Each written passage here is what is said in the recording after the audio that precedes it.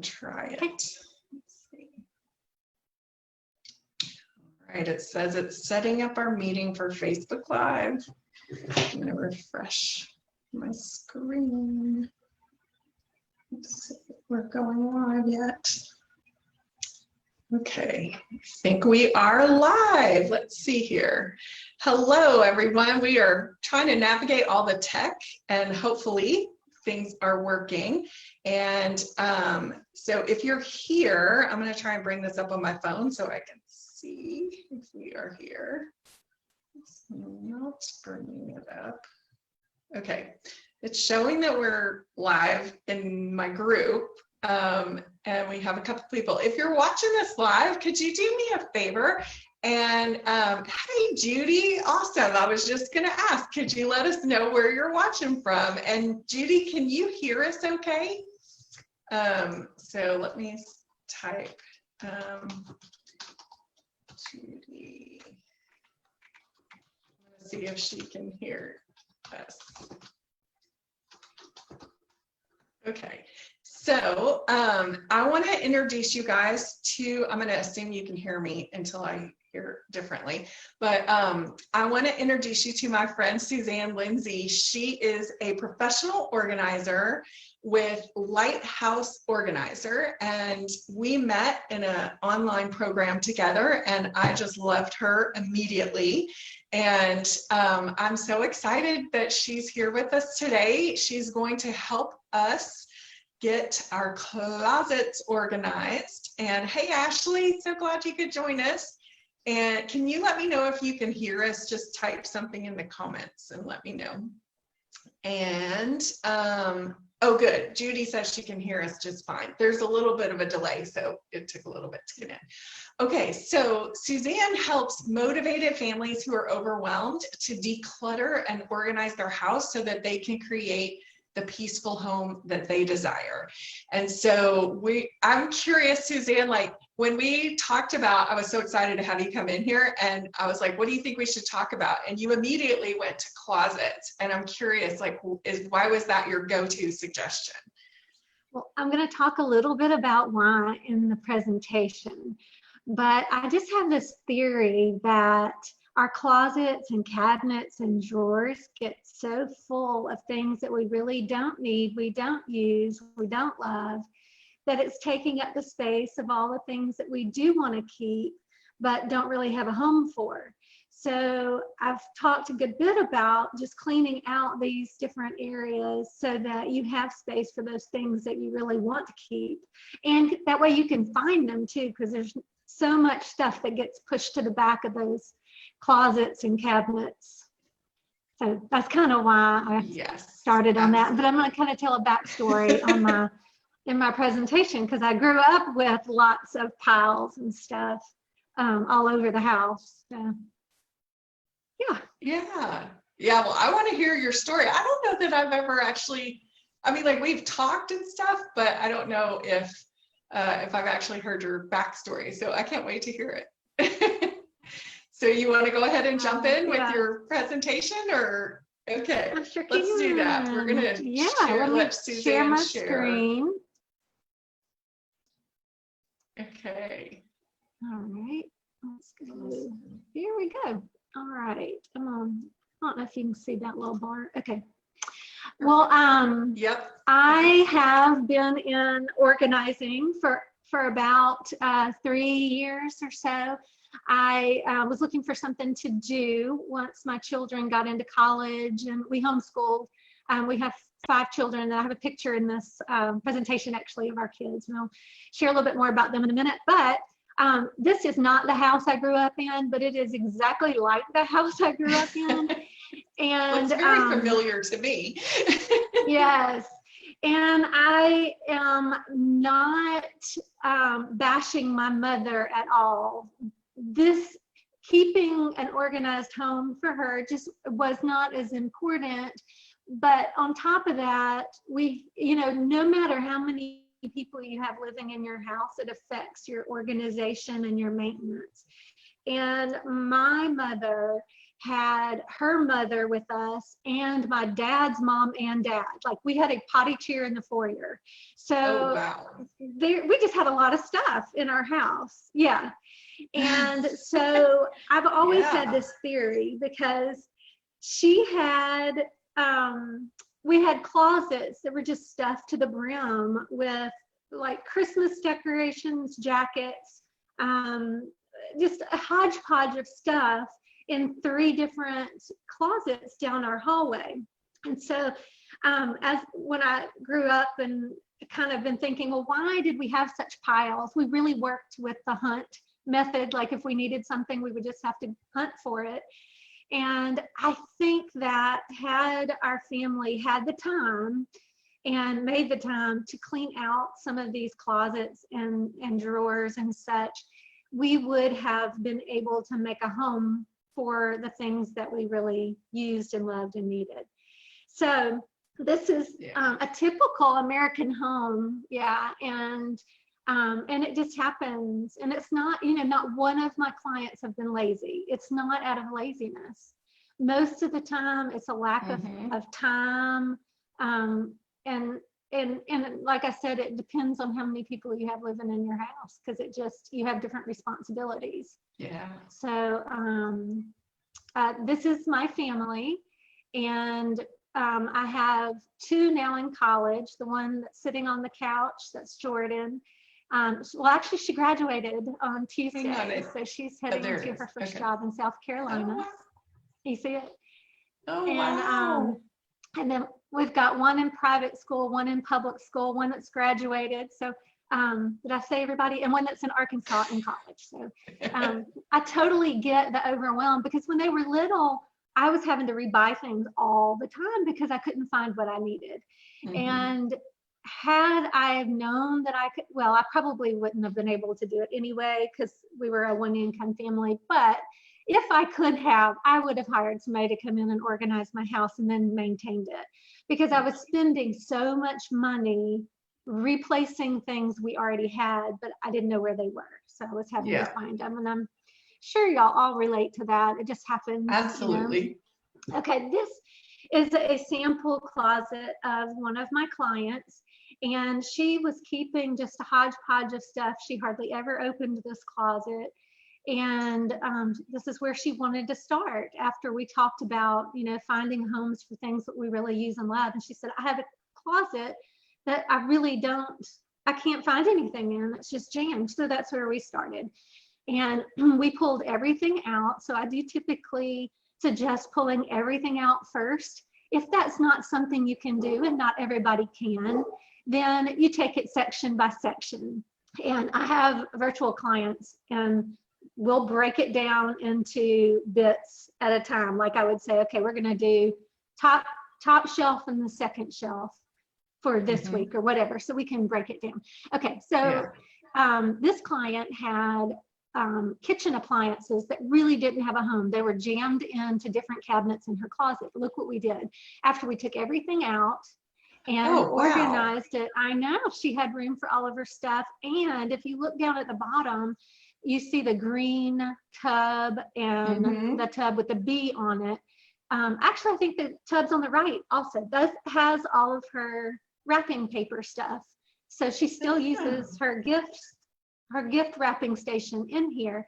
We decided not to use the rolls of paper because they took up so much space, and she's just using bags and ribbon and tissue. Yeah. So it worked for her and gave her lots of space to hold the things that she needed to keep for the kitchen, which was just to the left of this picture. Awesome. Yeah. Man. Okay, so here's another client that I have, and this was their hall closet. She had another one right beside it. And so what we did, the same thing. We just took everything out. We got rid of what she didn't want, threw away the garbage, and kept what she needed. So you can see, like at the very bottom, it says pails. Well, we kept that just in a cardboard box because it's not something that's going to be there forever. I'm gonna back up, and you can see those pails on the second shelf down. Oh, yes. It's part of, she used it for one of the kids' school something or other, but she wasn't ready to get rid of them because she might need them, and she had space for them. So that's why we put them down at the bottom. Makes sense. And it's going to be a temporary thing. Once she uses them, she can get rid of that. Okay, we also made memorabilia boxes for her children, and so she was able to put those in here. We still have the wrapping paper. We just put it on the door. Yeah, so Wow. that just, I know it makes such a difference when you can get rid of where you really don't want, need, and use. And she didn't have a home for all those memorabilia, all of the memorabilia of her kids' stuff. So yes. Anyway, that's what we did there. Awesome. All right. So although there are closets and cabinets all over your house, this is just a list of some different ones that you can apply these principles that we're talking about today to all different closets and such. And I've talked about hall closets, but most of what we're going to be talking about the rest of the time, I'm referring to like the master closet, but it can be applied to any of these, in drawers also, and Okay. cabinets. I wanted to take a minute and just kind of go through a couple of statistics that I mean, you'll know that the different companies study our buying habits all the time. And Yep. Yeah, with all of the studies, they just are finding that we own too much stuff, which I think most of us already I agree know. with that. Yeah, and even storage units, so have such a big business because people store stuff that they can't store at home in their storage units. Yes. Okay, so UCLA did a study, and it does confirm that there's a direct correlation between a woman's cortisol levels, which is related to stress, and the density of the household objects. And it was just so interesting. This is real. And I do, I'll put a link. Actually, we can do it in the comments. I'll put a link to a guide that I created, so that it's just a step-by-step of cleaning out your closets and cabinets. And I've got some of these slides in that guide. Okay. And along in that, I've got a link to the UCLA study, so you can read the whole thing. It's so interesting. They had men go through the house, and then they had women go through the house, and the women's stress levels were so much higher than the men's, talking about the stuff and the clutter. It doesn't tend to bother men as much as it does women. Not that it doesn't bother them, but they just found that it was higher in women. Now, NAPO is the National Professional Organizers Association, and they did a study and said that we spend a year of our lives looking for lost items. So yes, over that sounds like me. Actually, it's probably more for me. Yeah. And so that's another reason why I feel like if we have a home for all of our things that we really use and need, that we'll be saving time and money. And then, yes, I'm going to move this. All right, so there are over 300,000 items in your average home, found that in LA Times. 1 out of 10 Americans rent off-site storage, which we just talked about. Wow. Americans spend 1.2 trillion annually on non-essential goods, and I got that from the Wall Street Journal. Speaking of the off-site storage, our family, not me specifically, but my aunt and uncle have a storage unit in Mississippi, and they live in Alabama, but it's still holding my husband's grandparents' belongings, and it's been there for over 10 years. Wow. I know, and I think they're just not ready to go through it.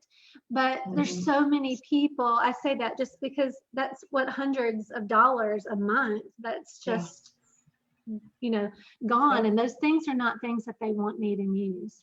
Yeah. And but yes, I'm offering to help them. I will do it as soon as they're ready. I would love to help them do that. Now the average American woman owns 30 outfits, one for every day of the month, but it's so cool that in 1930, they only had like 9 outfits. Isn't that wild? And then of course, we only wear 20% of our clothes 80% of the time. And I saw a little funny on Instagram either this morning or yesterday. It was, now that everybody's wearing sweats, it's like you wear 2% of your clothes 100% of the time right now. Yes.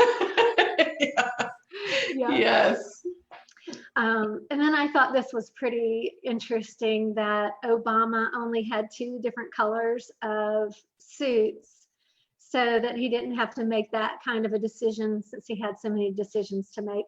Now that's a little bit not misleading, but just different for a woman. I mean, we can't just have 2 outfits, but anyway, I just thought it was interesting. It is. And Steve Jobs is the same way. Like when I was reading his autobiography, like that's why he just adopted his quote unquote uniform of blue jeans and that black turtleneck, is because he didn't want to waste his brain power trying to decide what to wear each day. So fascinating. Yeah. I know. I need Lighthouse Organizer t-shirts I could just wear every day. Extra large, comfy color clothes. Yeah. All right. Oh, I love it. So this is kind of a good time to start thinking as we go through this presentation of what might be in your closet. And like I said, most of the pictures are going to be dealing with clothes, but you can think of, I'm going to go through different scenarios of things that might be cluttering up your space. Well, let me just move on to the next one. Like some of the items you might be holding on to might be for sentimental reasons. So you might have, like I have a client that she has kept outfits from funerals that she's gone to, weddings that she's gone to, and they're up in the top of her closet. She's also my very best friend. And so I haven't gotten her to move on those.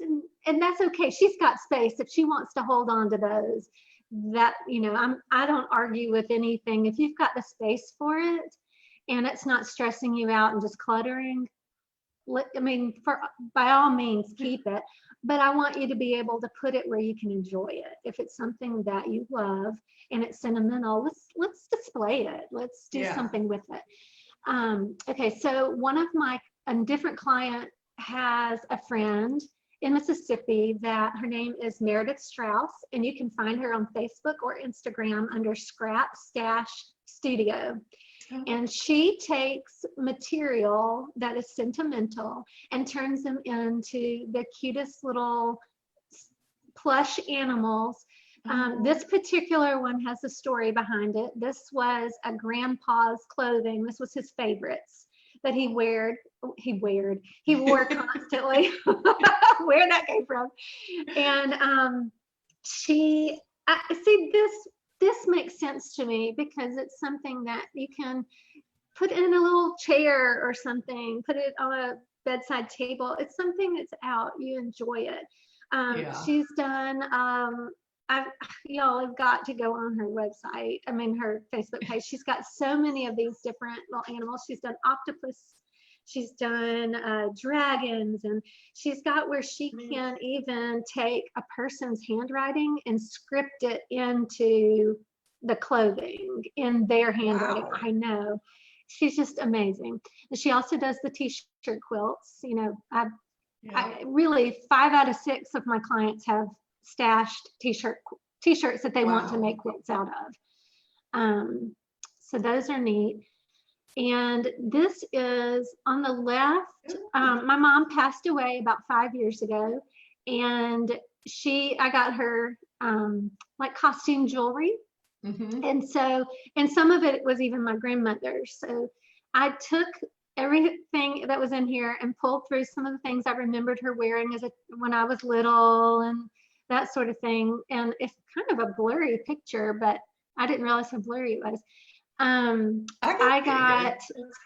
you see it okay?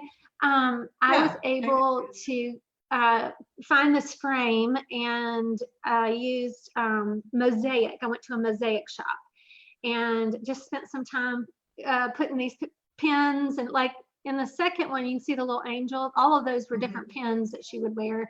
The watches were my mom's and my dad's. Anyway, it's just something that I have it up in my bathroom, and I can see it, and I love it, and I enjoy it. Yeah. Yeah. So there's lots of things you can do with sentimental things. Then you can think through, okay, what is holding space that I don't really want, that I might have spent a lot of money on? Like, I don't want to get rid of it because I spent good money on it. So, okay, so when you identify those pieces and you know you really aren't going to wear it anymore, it's not something you want, you really don't love it, you're holding on to it just because you spent that money on it. There's a couple of things that you can do. You can resell it. There's consignment shops in in most places. We have a number of them here in Mississippi. So you could sell it there. You could sell it on Facebook Marketplace or eBay. And you might even find that, well, you've already spent the money. I was going to say that it's not that expensive anymore, but it doesn't matter because you've already spent the money on it. Yeah. But I think reselling it and getting some of that money back does tend to help people rather than just donating it. But sometimes just donating an expensive piece to somebody that you know appreciates it and needs it and wants it is satisfaction as well. And you're freeing up space for something else that you really do want. Yeah. One of my clients here in town has gone to selling things in her house that she doesn't want so that she can buy a particular thing she does want. Yeah. And she needed a cooler, like an ice chest, a nice one. And I don't know if she was getting a Yeti or whatever, but she knew she needed X number of dollars. She put about 4 or 5 things, small things, on Facebook Marketplace, sold them, and then went out and bought. I mean, she kept sending me texts. Guess what? I've got the money for this. I've got the money for this. So that was pretty fun and can be done. Oh, this is a link on my website, which I can put this in the comments too. Here, I can put it in there for us. I don't know if you can. Oh, okay, you're gonna just copy it. Yeah, I can just type it in. Yeah, most of these are probably local though. It might give y'all some ideas.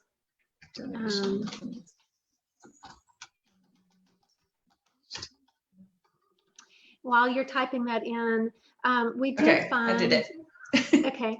I found a pastor here in town that was allowed to still go pick up donations. And of course, he still needed them during the pandemic.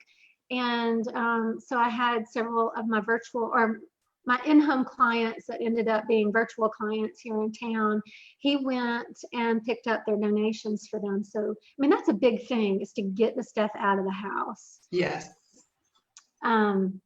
Okay, another thing that we might be holding on to is something that we think might have financial value in the future. And my best recommendation for that is to go to a collector, let them evaluate it, let them give, because that's their knowledge, see if it's something that really might be worth something. And if so, then I would say find your spot in your house and keep it. If not, go ahead and let it go. Yeah. Or you could sell it to someone else and let them hold on to it for the future, where it may or may not, be worth anything. Sometimes people want to keep things just because it's unique and they know that they won't find it again. And to that, I would say, if you love it, use it, and need it, and it's unique, keep it. That's fine, and you've got the space for it. If you're not really sure if you want to keep it because you're afraid you won't find it again, I just usually suggest, let's get online and let's look. Let's see if we can find something like this again. And if it's easy to find, then we were wrong. It's really not that unique. And if it's not something that I can find again, well, then I might consider keeping it if I've got the space and I want to. Yeah, makes sense. That's a good exercise to do. And then sometimes people hold on to things because they got it for $5 or I got that for $1. I am not letting go of that. And it kind of feels like when you let go of it, that you're letting go of your savviness, you know, of being able to get that at a good deal. And I totally get that. And if it's something, I go back to, is it something you love, use, and need? And if that's a yes, then by all means, keep it. If it's not something you use, love, and need, and you got a great bargain for it, one, you can get online and see if you really did get a big bargain, because it might really be that low price, you know. Yeah. Or you might do what we did with the other items in the other category, where you just give it to someone who would really appreciate it and use it, and it won't be taking up your valuable space either. Yeah. Sometimes space is worth more than what we paid to get something. Oh, and this is a big one. It's a gift. Yes. And this is real. Now, I don't really have people in my family or in my life that come to my house and look to see if I have displayed something that they've given me. I just don't. But I have clients that do. And usually when we find things that they don't love, use, and need, and it was a gift, we evaluate. Does this person really care? I mean, really. Most of the time we think they will, but they don't. But then there are occasions, I've got one client whose mother-in-law really comes and she really looks for her items and will say something if she can't find it. So that particular client, she has very high shelves and cabinets way up high in the kitchen, where you really aren't storing a whole lot. Okay, so we found a spot up there. Well, she doesn't keep anything up there, so that's what we put up there. So when she knows her in-laws are coming, she gets on her stepladder, she gets it out, she puts it out, and when they leave, she puts it back up because she doesn't really like it. And that's okay. She's got room for it. It works. And well, you can send her to me and I'll help her with her thoughts about their thoughts about her not displaying it. And then she'll be free of that. Love it. So would you say don't even evaluate it? Is that what you would think? No, I mean, I think what you're doing is great, because I think a lot of people that's a great first step to like do what you're doing with them, to first let themselves acknowledge it to themselves that they don't really want it, you know, and that the reason they're keeping it is because of how they're afraid of what the other person will think and how that other person will feel. And then that's my work, is like helping them acknowledge that like they get to think and feel whatever they're going to think and feel. And, you know, you don't have to keep something just because someone might have a thought about you not keeping it, you know. Right. Like, yeah. Okay, so I'm going to add I think what you're doing is great, because I think that is that awareness that like, I don't really love this. I don't need it. I don't use it. The only reason I'm keeping it is because of what I'm afraid that other person is going to think or feel.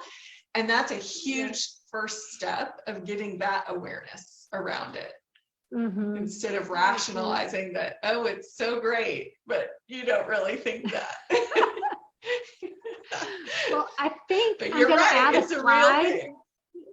I'm going to add a slide to this presentation and put your name in the next slide. If you're having trouble with this, please contact Laura. Yeah. Okay. That's so funny. At a lot of my presentations, I'll show this video. I don't know if you want to, I don't even know how long we've been doing this. It's about 3.5 minutes. And if we don't want to watch it now, I would just suggest everybody look it up. If you don't know who Marie Kondo is, she is a professional organizer that kind of hit the scene strong last January, of 2019. She had a Netflix series.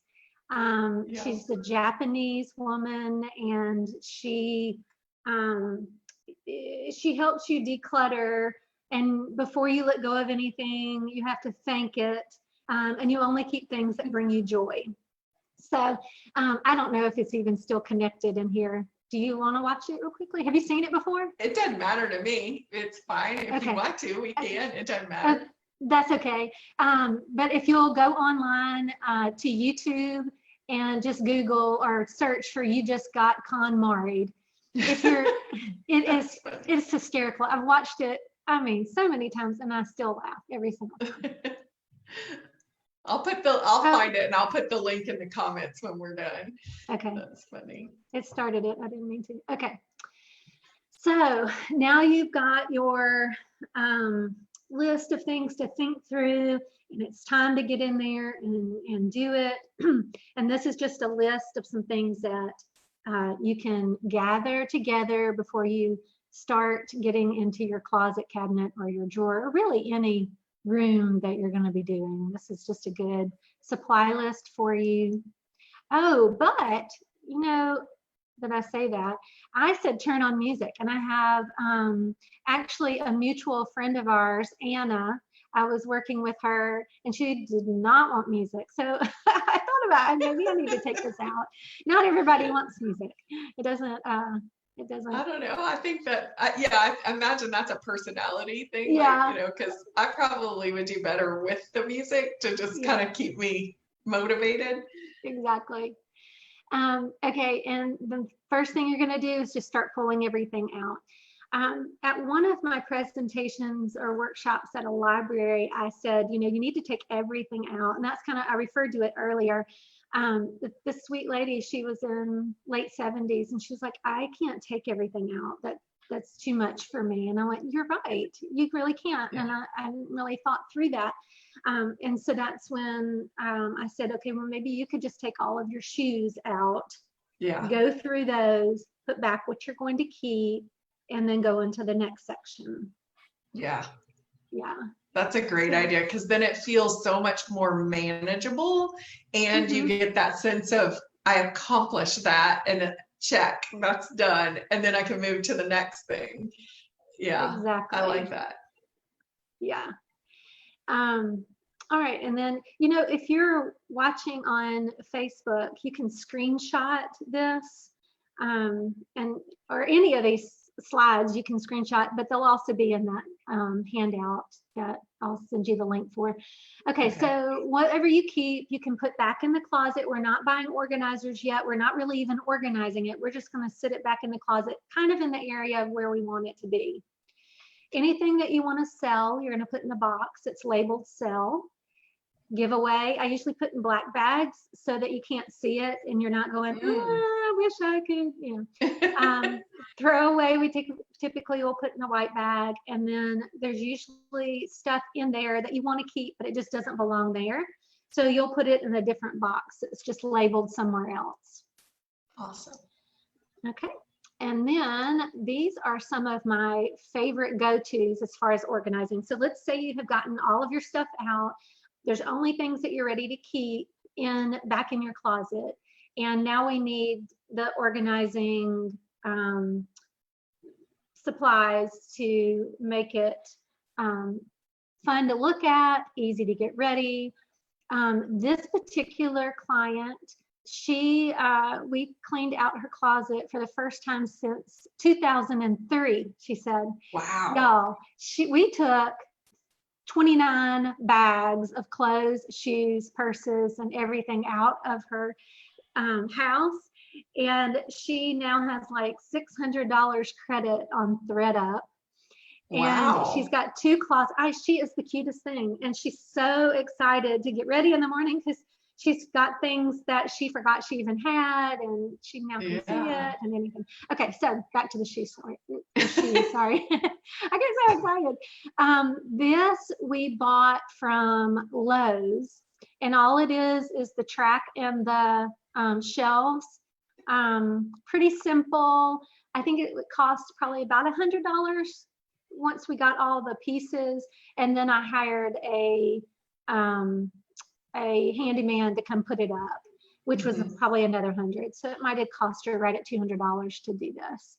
The things at the bottom of the screen, where you see those shoes sitting straight up, she already had those, so we just kept them and put them under there so she'd still have room to grow if she wanted to add shoes. Yeah. This is another client where I did the shoe shelf. It worked great. Over on the left, you can see the, what are they called? Like floaty things for the... Oh, yeah, like pool noodles. Yes, thank you. Yeah. Pool noodles. They help the boots to stand up. So if you look closely into those boots, you can see the pool noodles in there. Otherwise, they slouch and fall over. That's a good tip. That's way cheaper than the boot things they sell at the Container Store. Yes, exactly. This is just a, this is not one I've done. This was just a shot from selling the shelves, but I do use these shelves to do shoes at some, sometimes. Yeah. Oh, there it is. That's the one where I used it in a man's closet. All these shoes, well, actually, this is a joined closet, husband and wife, and all of his shoes were on the floor underneath his clothes. And the stuff that was on these shelves, it was just clutter. It was just stuff. Yeah.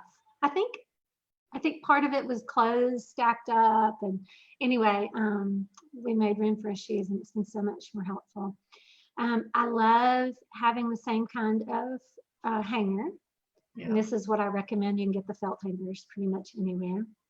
Over on the left, you've got the rack dividers like you see at the clothing stores, and you can buy them on Amazon.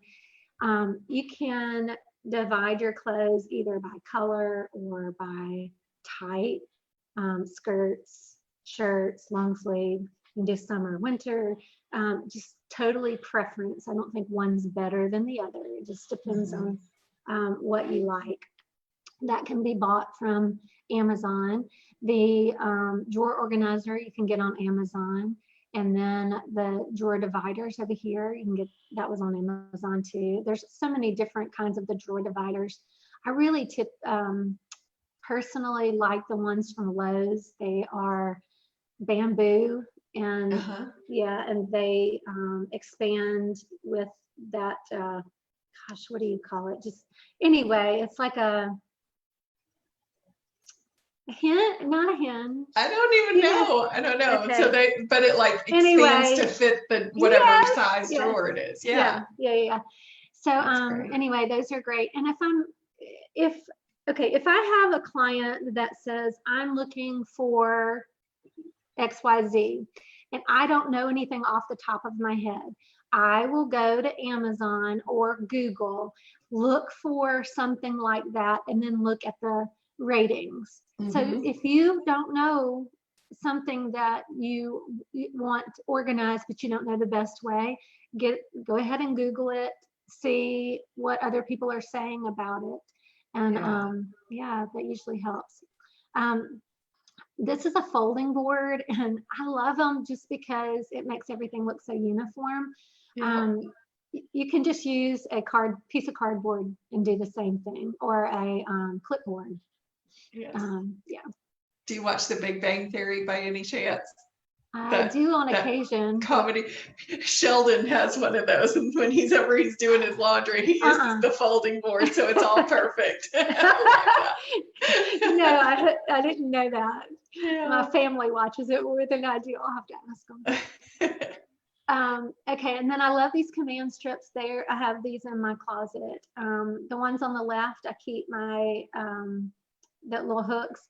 I keep my necklaces on, and then the ones on the right I use for my baseball hats and stuff. But the ones I have that are like the ones on the right are individual. They're not on that big thing. But I think they're so pretty. They're like, they look glassish and antique-ish. So I found those at Kroger, but you can get them off of Amazon also.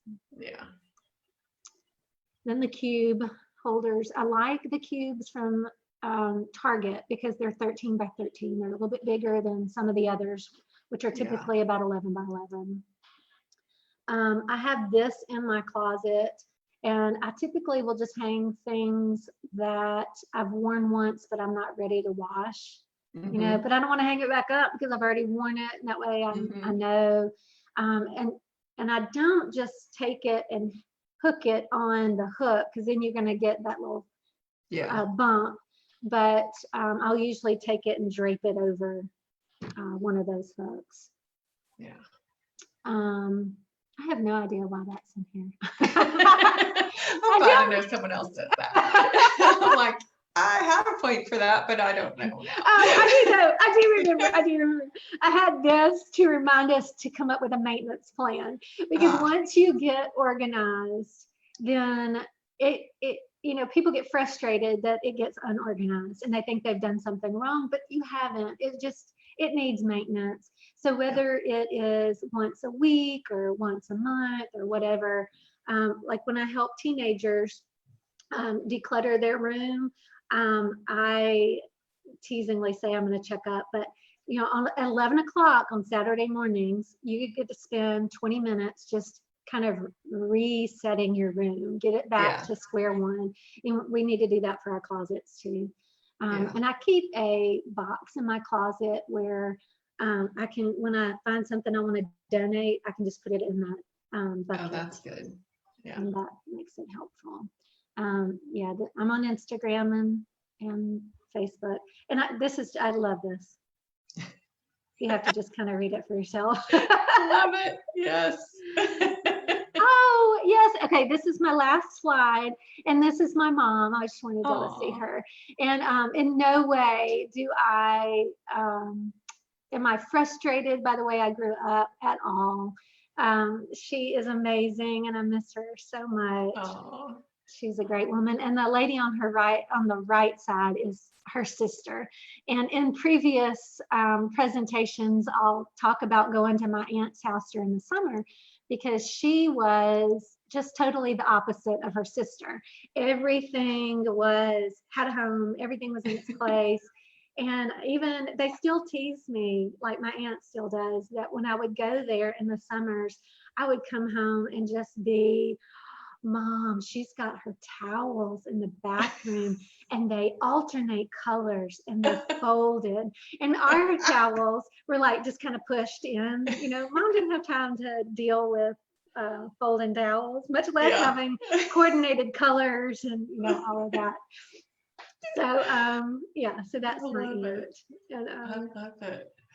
Well, that was so great, and now I feel so motivated this weekend. Yay. Maybe I will tackle doing some of my closet.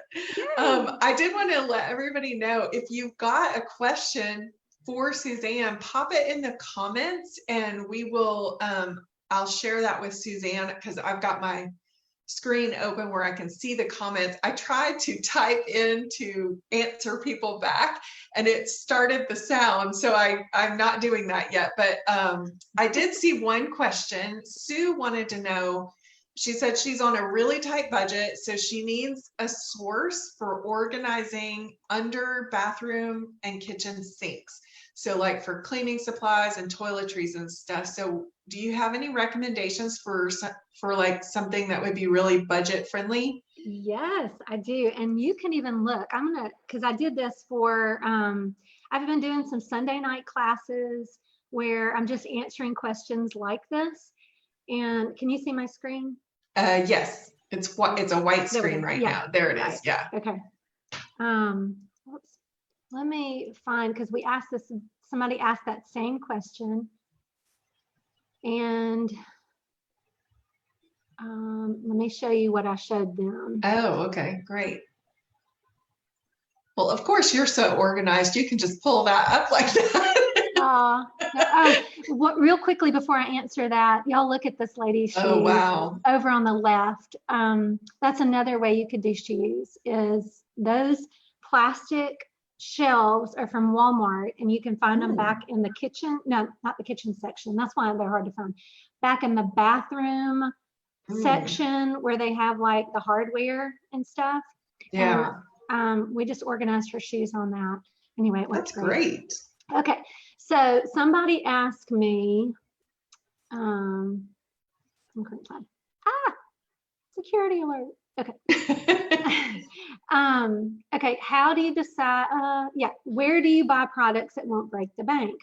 So I found this on, after all that, and it's not gonna play. Oh, This girl did this little video on organizing from Dollar Tree. Let's see if I have it on the next one. No, Julie, I'm sorry. That was a waste that's of time. okay. So Maybe you can grab the link after and we can pop it into the comments later. Yeah, that's that a would great be awesome. idea. Okay, and so she had all sorts of ideas, and I do think even in that video she talked about underneath the sink. So Okay, I'll go back and perfect. watch it too, and Awesome. also put it in the comments. In the comments, yeah. Awesome. Good Yeah. question. So let's see. I'm not seeing any other questions. Ashley did point out that her Container Store boot holders and hanger things broke after a few years. Mine did too. I paid all that money for those boot things, and then they just like fell apart and kind of broke. So I thought it was just me, but Ashley's really careful about that stuff. So, so if hers broke, then I'm thinking the pool noodle will be what I try next. That's a much more economical way of doing it. I like that. Okay, so I'm not seeing any other comments right now. Oh, Judy, yay! Judy found that video and she put a link into the comments for us. So that's awesome. And thanks for doing that, Judy. And then I'm not seeing any other questions, but if you guys think of any questions or if you're watching the replay, then just pop those into the comments. And Suzanne is a member of the Oasis, so she will see those and she can respond to your questions. So if you're watching the replay, I'd love it if you would, comment just like if you were here live with us, and tell us where you're watching from. Let us know any of your comments or questions. We love that. And so thank y'all so much for joining us. And Suzanne, thank you so much for coming and sharing so generously of your time and your talent and your knowledge. It's so great. And so I think we're going to wrap it up there and just say thank you. And also I put the link in there in the comments that goes to your website. But if somebody is interested in working with you, what's the best way for them to reach out to you? Is it through your website? Oh, there's so many ways. Let's see. You can go on my website and book a consultation, and that's just a phone call that we can check. Okay. See if what I can do to help you. You can go to Facebook and send me a PM. You can go to Instagram and send me a DM. I know, I can't keep them straight. Yeah. And I certainly don't mind. I keep my phone number actually on my website. So if y'all want to text me or call me, that's fine too. Awesome. Okay. Yeah. Well, then the link is in the comments for her website. And she's also, you can find her, like she said, on Instagram or Facebook. And so I just can't recommend her highly enough. She's amazing and she's so sweet and kind. And I just, oh, good. Ashley says thank you. She's motivated. Judy said, thank you for these ideas. Now I just need to do it. Yep, that's right. And now you know how, and you know that you can break it down into those little manageable chunks so it's not so overwhelming. So that's great. Well, thanks, Suzanne. I appreciate you being here. Thank you so much for having me. It was fun. Okay, so let's see. I don't know how. Let's see if I can figure out how to end the live. I wonder if you just end the meeting. I think we just end the meeting. We'll see. Y'all are just figuring it out as we go. Thanks, Suzanne. You're welcome. Bye, y'all. Okay.